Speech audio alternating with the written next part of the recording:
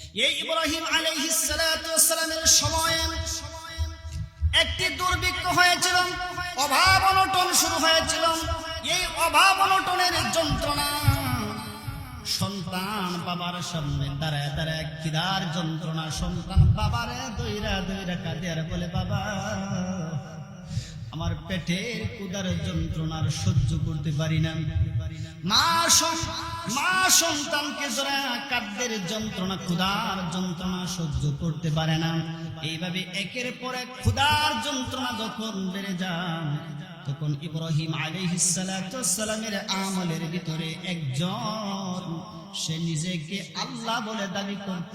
এই নমরুদ তখনকার সময় মানুষকে খাদ্য বিতরণ করা শুরু করলেন, ত্রাণ দিতে শুরু করলেন, আর বললেন, তোমরা যারা অভাবে আছো, তোমার সন্তান খাদ্যের জন্য চিৎকার দেয়, তোমার কলিজা মানে না, আসো আমার কাছে আসো, আমাকে শুধুমাত্র সেজদা দাও, আমি তোমার খাদ্য দিব, তোমার অভাব অনটন দূর হয়ে যাবে।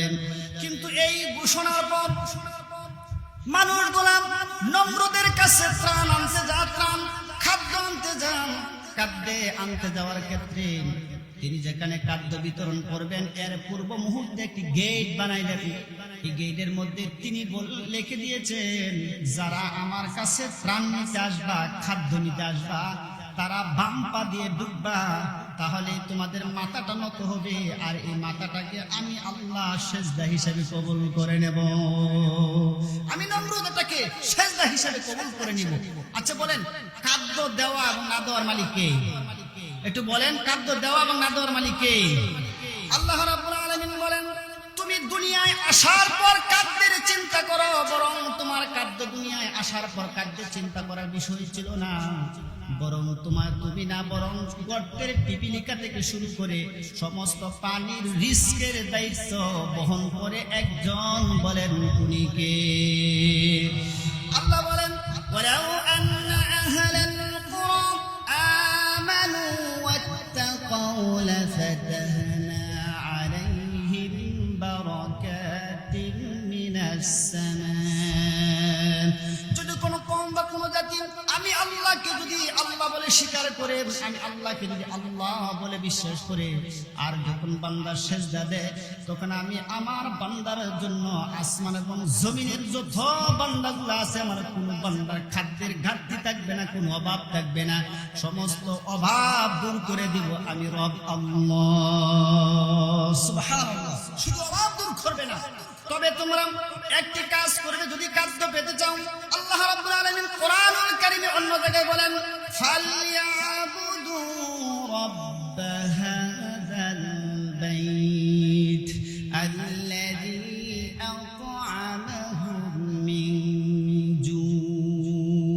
তোমরা যদি খাদ্য পেতে চাও, বিপদের সময় যদি তোমরা সঠিকভাবে হালাল খাদ্য পেতে চাও, তোমার ক্ষুধা নিবারণ করতে চাও, তাহলে ফালইয়াবুদু রাব্ব হাযাল বাইত, তাহলে তোমার এই রবকে সেজদা দাও, তোমার খাদ্যর অভাব পূরণ করে দিবেন একজন, বলেন উনি কে? ইব্রাহিম আলাইহিস সালাতু ওয়াস সালামের জামানা যখন এটা শুরু হয়ে যায়, ইব্রাহিম আলাইহিস সালাতু ওয়াস সালাম তিনিও 3 দিন মতান্তরে 5 দিন উপবাসের পর তিনি গেলেন, গিয়ে দেখেন তার এলাকার কওমের মানুষগুলা নমরুদের এই গেটের সামনে দাঁড়ায় বাম পা দিয়ে ঢুকতেছে, আর হাসতে হাসতে নমরুদ তাদেরকে খাদ্য বিতরণ করতেছে, খাদ্য দিতেছেন, ত্রাণ দিচ্ছেন, আর মানুষগুলো নিয়ে যাচ্ছেন।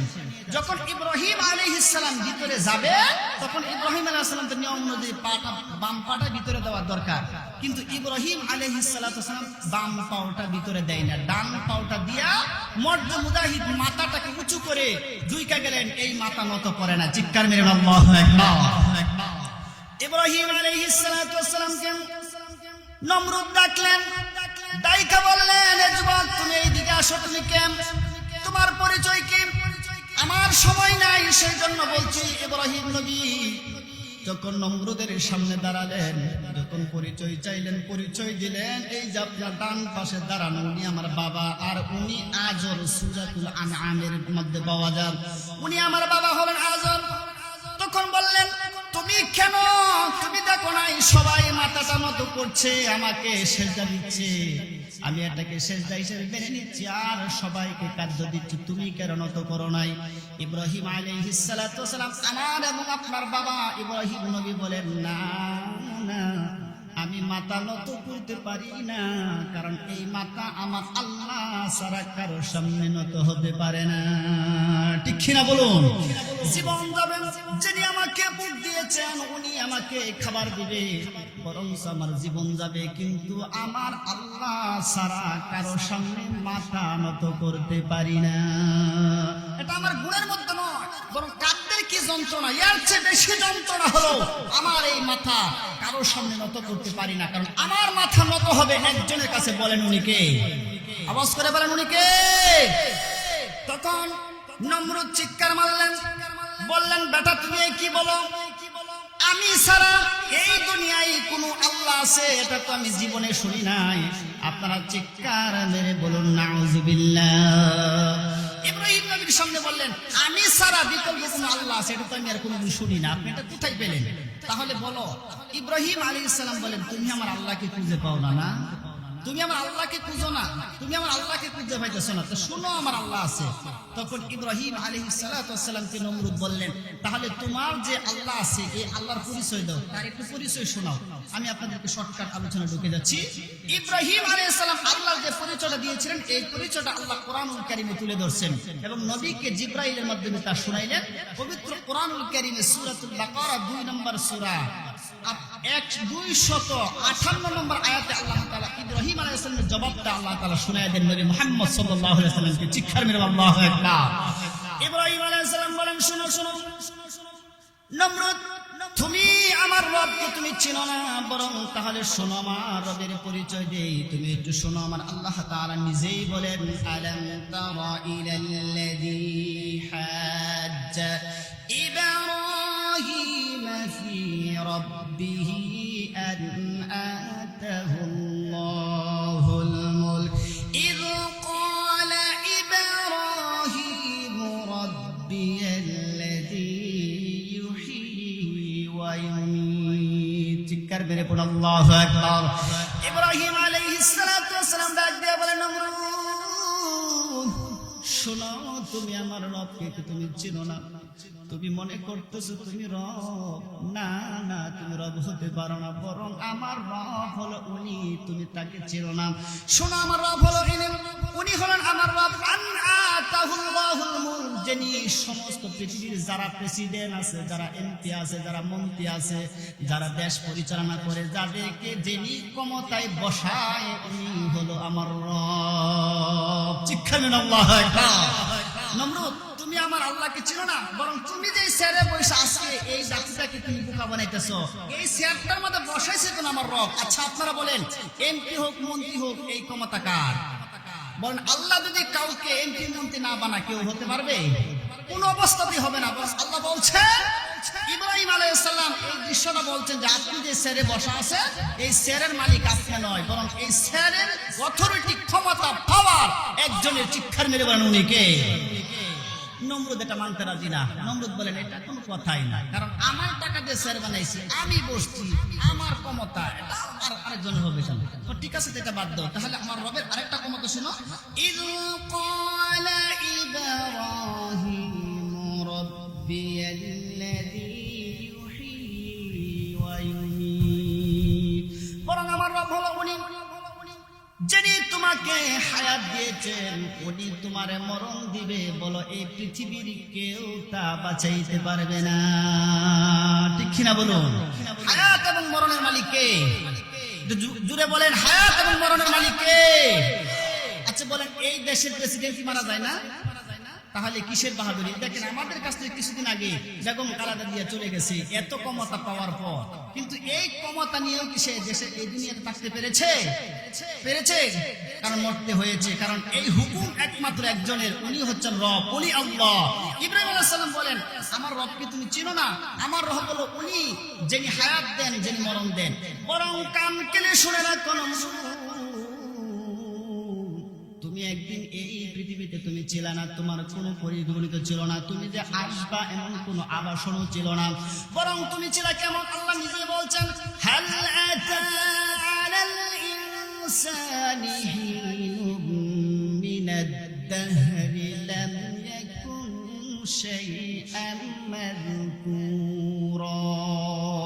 আল্লাহর পয়গম্বর ইব্রাহিম নবী বললেন, নমরুদ, তুমি যে এই পৃথিবীতে আসবা এর আগে কোনো পরিচয় ছিল না, বরং তুমি যখন ছিল না তখন আল্লাহর আসমান, আল্লাহর জমিন, এই দুনিয়াতে মানুষ ছিল। তুমি এখন আসো, এখনো আল্লাহর ক্ষমতা আছে। আবার নমরুদ, তুমি জানো তুমি আবার চলে যাইবে, তারপরও আমার রবের ক্ষমতা থাকবে। কথা বলেন ঠিক কিনা? আমার আল্লাহকে তুমি চিনতে পারো না, উনি আমার রব। যখন তুমি ছিলে না তখনও উনি রব, এখন তুমি আসো এখনো উনি রব, যখন তুমি থাকবা না তখনও থাকবেন উনি রব, উনি হচ্ছেন আমার রব। তখন নমরুদ বললেন, না এটা আমি মানি না, হায়াতের মালিক আল্লাহ এবং মৌতের মালিক আল্লাহ, এটা আমি তোমার কথা বুঝতে পারছি, কিন্তু শুনো, আমিও হায়াত দেই, আমিও মরণ দেই, এটার ক্ষমতা আমারও আছে। নমরুদ বললেন, কি ক্ষমতা? তখন ইব্রাহিম আলাইহিস সালাম বললেন, দেখাও তোমার ক্ষমতা, হায়াত মরণ কাকে বলে। তখন ইব্রাহিম আলাইহিস সালাতু ওয়াস সালামের সামনে নমরুদ দুইটা জেলখানা থেকে দুইটা আসামি আনলেন। একজন আসামি কয়েদি, যাকে ফাঁসি দিয়ে আগামীকাল সে তাকে আনলেন, সাইরা দিলেন, তা বললেন যে তার মরণ কথা ছিল নিশ্চিত, ফাইনাল কালকে সে মরণ হইতো, তারা সাইরা দিয়েছে, হায়াত দিচ্ছে।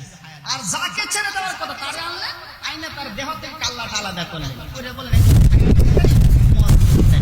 ইব্রাহিম আলাইহিস সালাম বলেন, নমরুদ তুমি যেটা করেছো এটা হায়াতও না, এটা মরণও না, বরং তুমি যাকে ছেড়ে দিয়েছো তাকে আজরাইল ছাড়বে না, বরং আল্লাহ নিজেই শোনায় দেন, আইনামা তাকুনু ইউদরিকুমুল মাউতা ওয়ালাউ কুনতুম ফি বুরুজিম মুশাইয়াদা।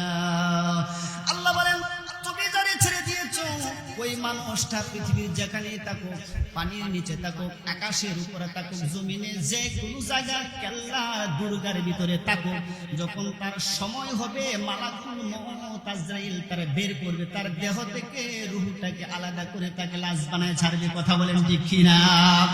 দুই নাম্বার হলো ইব্রাহিম আলাইহিস সালাম বলেন, তুমি যার দেহ থেকে কাল্লাটা আলাদা করে দিয়েছো, তুমি যদি পারো তাহলে ওই লোকটাকে আবার কাল্লা লাগাও, আমাদের সঙ্গে কথা বলাও। তখন ইব্রাহিম আলাইহিস সালাতু ওয়াস সালামের জবাব সে দিতে পারে নাই। ইব্রাহিম আলাইহিস সালাম ক্লান্ত হন নাই। ইব্রাহিম আলাইহিস সালাম বলেন, তাহলে শোনো, আমার রবের পরিচয় তোমাকে আরো দিচ্ছি, শোনো, আমার রব হলো উনি। এই মুহূর্তে ইব্রাহিম আলাইহিস সালাম আল্লাহর কাছে যে কথাগুলো বলছিলেন, আল্লাহ কোরআনে কোন বললেন, ওয়া ইয ক্বালা ইব্রাহিম রাব্বি আরিনি কাইফা তুহয়িল মাউতা ক্বালা আওয়ালাম তুমিন ক্বালা বালা ওয়ালাকিন লিয়াতমাইন্নাল কলবি। চিৎকার মেরে পড়ুন আল্লাহু আকবার। ইব্রাহিম আলাইহিস সালাম বলেন, আমি আজকে এমন এক খারাপ মানুষের সামনে দাঁড়ানো, রব তুমি তো জানো আমি তোমার পরিচয় আমি কি করে দেব, আমার এতটুকু জ্ঞান নাই, কিন্তু রব আমাকে একটু সাহায্য করো। আপনি যে হায়াত দেন, আপনি যে মরণ দেন তা আমি মানি, কোনো সন্দেহ নাই, কিন্তু রব আমাকে আজকে আপনি কিভাবে হায়াত দেন, কিভাবে মরণ দেন, আমাকে প্র্যাকটিক্যাল দেখা দেন। আমি যদি দেখি তাহলে এই নমরুদ শুদ্ধা তামাম পৃথিবীর কোনো মানুষ আল্লাহ বলে স্বীকার করবে না। আমার আল্লাহ প্রশ্ন করেন, ক্বালা আওয়ালাম তুমিন, ও ইব্রাহিম তুমি কি বিশ্বাস করো না আমি যে হায়াত দেই, আমি কি মরণ দেই, তুমি কি এটা বিশ্বাস করো না? ইব্রাহিম আলাইহিস সালাতু ওয়াস সালাম বলেন, ক্বালা বালা, অবশ্যই বিশ্বাস করি, কিন্তু আল্লাহ ওয়ালাকিন লিয়াতমাইন্নাল কলবি, রব আল্লাহ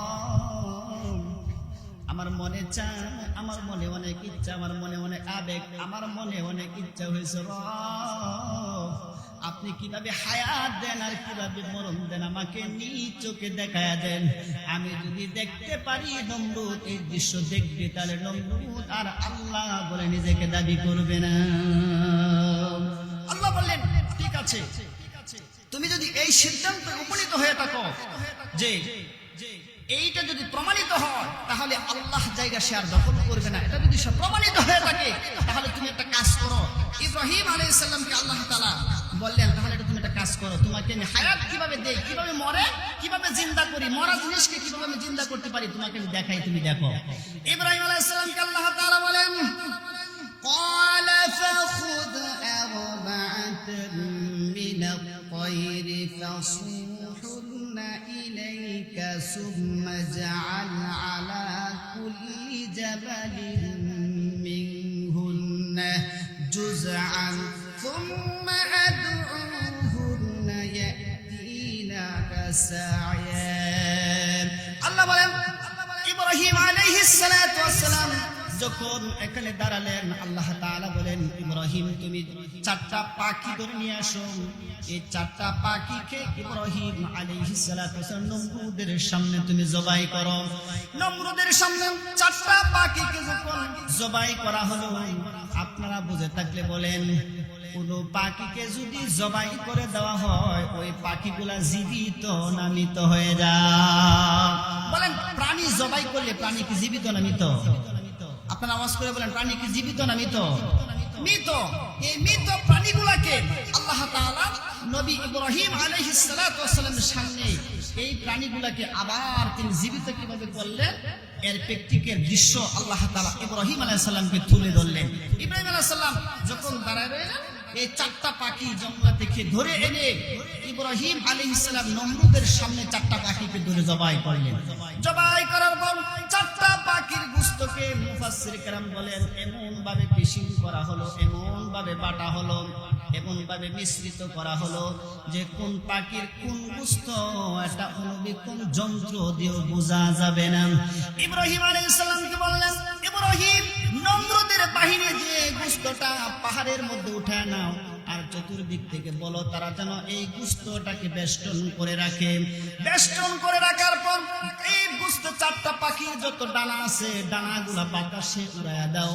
ইব্রাহিম এবার আপনি নমরুদের সামনে দাঁড়ায়া এক একটা পাখির নাম ধরে ধরে ডাক দিবেন। দেখবে ইব্রাহিম মুহূর্তের ভিতরে যে ডানাগুলা বাতাস উড়াইয়া নিয়ে গেছিল, যে গোশতগুলা পিশিং করে একসাথে চারটা পাখির মাংসকে দলাদলি করে পাহাড়ের উপরে রাখা হয়েছিল, দেখবেন মুহূর্তের ভিতরে গোশতগুলা আলাদা হইয়া ওই পাখাগুলা আবার জোড়া লাগবে। দেখবেন মুহূর্তের ভিতরে পাখিগুলা আপনার মাথার উপরে কিচির মিচির করে দৌড়বে, চিৎকার মেরে আল্লাহু আকবার। ইব্রাহিম আলাইহিস সালাতু ওয়াস সালাম আল্লাহর হুকুমে তাই করলেন। পাখির গোশতগুলা এই নমরুদের বাহিনী দিয়ে পাহাড়ে উঠায় দেওয়া হলো, বাতাসে পাখাগুলা যখন ছড়িয়ে দেওয়া হলো। ইব্রাহিম আলাইহিস সালাম নমরুদের সামনে দাঁড়ায় বলছেন আমি ইব্রাহিম আল্লাহর হুকুমে বলছি পাখি কবুতর তুমি জীবিত হয়ে যাও। মুহূর্তের ভিতরে দেরি করে নাই নমরুদের বাহিনীগুলা দেখতে পাইল যে এই যে গোশতগুলা পাহারা দিয়ে রাখছে, মুহূর্তের ভিতরে কবুতরের গোশতটুকু আলাদা হয়ে ওই পাখাগুলা বাতাসে যে মিছিল এইগুলা একত্রিত হয়ে মুহূর্তের ভিতরে কবুতর জীবিত হয়ে ইব্রাহিম এবং নমরুদের সামনে উঠতে শুরু করে দেয়। চিৎকার মেরে আল্লাহু আকবার। মুহূর্তের ভিতরে এটি জীবিত হয়ে যা। কিন্তু নমরুদের এই দৃশ্য ইব্রাহিম আলাইহিস সালামের এই প্রমাণ দেখে সে বিশ্বাস করেন। সে বলছে আজব তোমার ছেলে যে এত বড় জাদু জানে এটা আমি আগে জানতাম না, তোমার ছেলে তো বিরাট জাদুঘর। বলেন ইব্রাহিম আলাইহিস সালাম কি জাদু করছিল? আপনারা বুঝে থাকলে বলেন জাদু করছিল? আল্লাহ রাব্বুল আলামিন এই কথার পরিপ্রেক্ষিতে আল্লাহ তাআলা আরেকটা প্রমাণ দিয়ে বললেন না আমার ইব্রাহিম জাদু করে না, বরং জাদুকর আমি কোন নবী বানাই নাই। কথা বলেন ঠিক কিনা? ইব্রাহিম আলাইহিস সালাম এই কথা যখন বললেন আল্লাহ বললেন ঠিক আছে নবী ইব্রাহিম তুমি কষ্ট পেও না, তোমাকে সে জাদুকর বলতে ঠিক আছে, তাহলে তারে বলো সে যদি আল্লাহ হয়ে থাকে তাহলে তো তার প্রাণীগুলা তার কথা শোনার কথা। তাহলে জীবন গড়া দুনিয়া সৃষ্টির পর থেকে পূর্ব দিক থেকে সকালে সূর্য উঠে পশ্চিম দিকে সূর্য অস্ত যায়, তাহলে তারে বলো সে যেহেতু আল্লাহ বলে দাবি করে তাহলে তাকে বলো আগামীকাল সকালে সূর্যটা পশ্চিম দিক থেকে উদিত করো, পূর্ব দিক থেকে সূর্য অস্তমিত করো। এই কথা বলতেন নমরুদ কি করলো কোরআনের বাহিতাল্লাযী কাফার ওই কাফের মানে ওই নমরুদ মুহূর্তের ভিতরে ইব্রাহিম নবীর কাছে মাথা নত করতে বাধ্য হয়েছে বরং নবীকে নবী স্বীকৃতি দিতে বাধ্য হয়েছে কথা বলেন ঠিক কিনা